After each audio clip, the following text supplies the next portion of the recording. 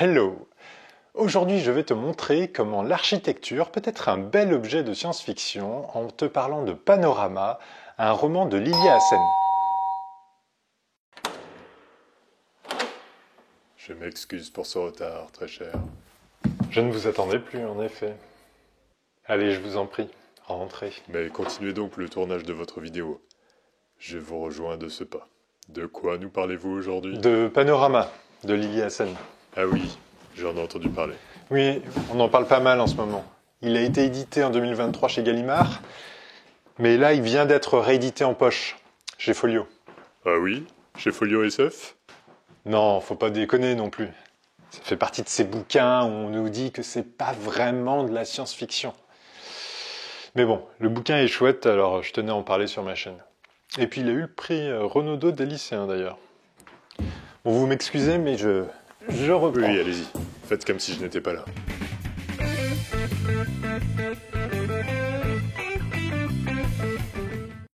L'histoire se passe en 2049, dans une ville française. Une mère, un père et leur fils viennent soudain de disparaître et des voisins ont déclaré leur disparition. C'est la stupéfaction. Les crimes sont devenus extrêmement rares en France, car depuis une dizaine d'années, une révolution architecturale a rendu impossible toute violence domestique en France. La transparence est devenue la norme.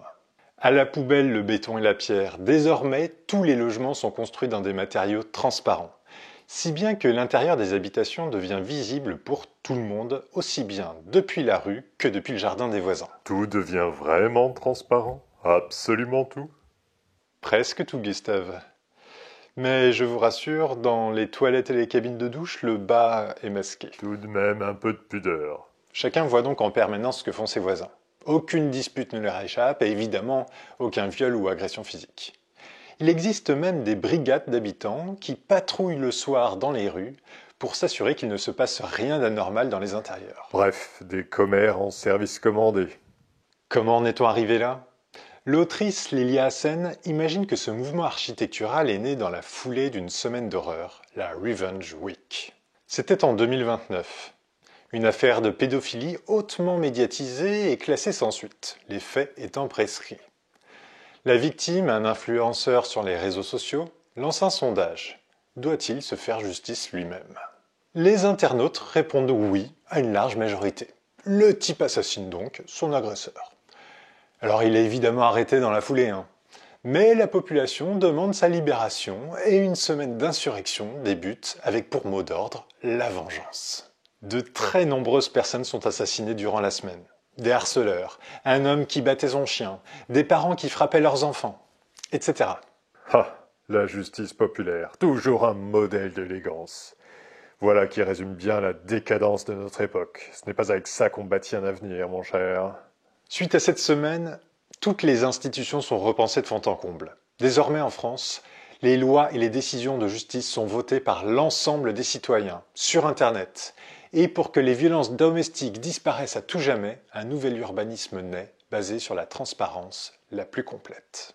J'en profite au passage pour te montrer que ce type d'architecture a déjà été imaginé. Là, je te montre les images d'un projet dessiné par l'architecte Carlo Santabrogio et le designer Ennio Arosio, des Italiens. J'ai trouvé un article de 2010 qui en parle. Le projet semble ne jamais avoir vu le jour. Je pense que ça a été probablement dessiné dans une logique marketing. La société à l'origine du projet construit en effet des objets et du mobilier en verre. Elle a sans doute voulu mettre tout ça en scène. Du moins, c'est ce que j'imagine. Comme tu peux le voir, ces images virtuelles mettent les logements en scène en pleine nature, ce qui empêche toute gênance vis-à-vis des voisins, le gros point faible à mon avis de cette architecture. Mais bref, j'en reviens à notre roman. L'action se situe donc 20 ans plus tard, je vous le disais, en 2049. Le personnage principal est une policière qui n'avait plus l'habitude d'enquêter sur des crimes. Elle et son coéquipier enquêtent donc sur cette disparition en interrogeant le voisinage. Comme la loi les y oblige, ils devront rendre public sur Internet tous leurs rapports. Ah, l'horrible cauchemar, la transparence poussée à l'extrême, voilà où nous en sommes. Oui, mais c'est typiquement le genre d'idée de science-fiction que j'adore. Prendre notre réalité et lui appliquer un changement social qui bouscule complètement notre manière de vivre. Vraiment génial. C'est fascinant de voir à quel point cette idée de transparence transforme complètement la société. À travers ce concept, Lilia Hassen s'attaque évidemment à la mise en scène de nos quotidiens à travers les réseaux sociaux, mais également à notre demande peut-être excessive de transparence. La transparence est souvent vue comme une garante de la démocratie. Mais Lily Hassen montre bien ici les dangers d'une transparence poussée à l'extrême. Ce roman est d'ailleurs à classer dans les contre-utopies. Ce roman se lit avec une grande facilité, d'autant qu'on suit une enquête policière. On a envie de comprendre comment cette famille a pu disparaître, et on a l'impression un peu d'une exploration sociologique dans le quartier de cette famille qui est assez huppé. Les enquêtes policières, oui, un grand classique. Cela ne résout rien, mais c'est un moyen agréable de se divertir. L'aristocratie sait l'apprécier. Je savais que ça vous plairait, Gustave. J'ai sinon trouvé le style simple et bien écrit, exactement ce qu'il me faut. Alors, je regrette juste une petite chose, c'est que les personnages secondaires, notamment les voisins interrogés, manquent de corps. Elle aurait dû les développer davantage. Je n'arrêtais pas de les confondre. Mais mis à part ça, c'est vraiment un très bon roman. C'est donc une lecture que je qualifierais de rafraîchissante et que je te recommande chaudement. Donc en résumé, un monde où la transparence règne, où l'intimité n'est plus qu'une illusion et où la justice s'écrit sur Internet. Ah, quelle époque, mon cher. Enfin, il paraît que tout ça mène à une lecture palpitante, n'est-ce pas? Je vais le lire. Si j'ai convaincu Gustave, c'est déjà beaucoup. Allez, je te dis à très bientôt sur Miroir SF.